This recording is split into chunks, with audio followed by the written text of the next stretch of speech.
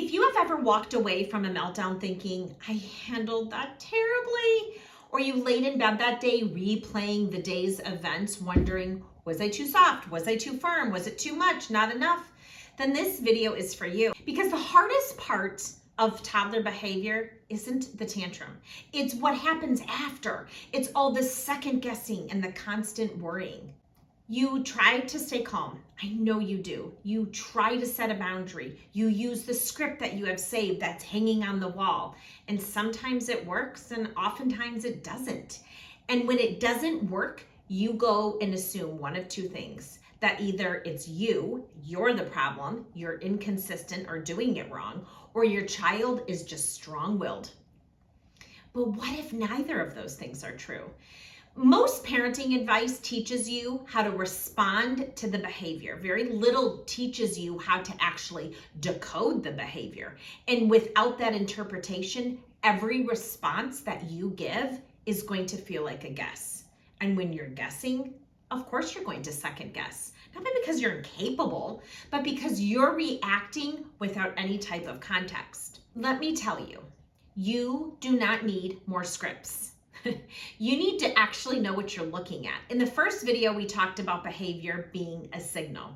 And when big behavior shows up, it almost always means there is a skill that is still under construction. Things like emotional regulation, frustration tolerance, impulse control, independence. When those skills aren't wired in yet, that behavior just keeps showing up.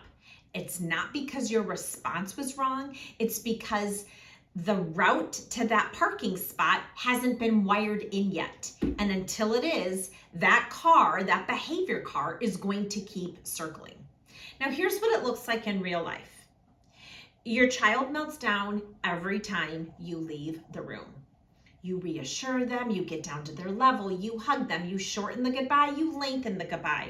Sometimes it helps, but then the panic returns. It's not because you've failed or you're doing it wrong. It's because independence is still under construction. It's still developing.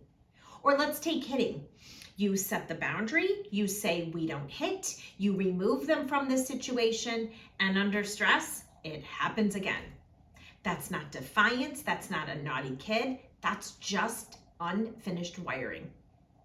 When the skill underneath the behavior isn't fully developed, that behavior is going to keep coming back. That's why it feels like nothing works and nothing sticks. As a developmental educator, I have spent over 25 years watching loving, good families work so hard. They read, they listen, they try, they take advice, they try again. But we have been taught to manage these behavior cars, not build the route to the parking spot. We assume maturity is going to wire in this skill, or that time will take care of it, or if we just model enough.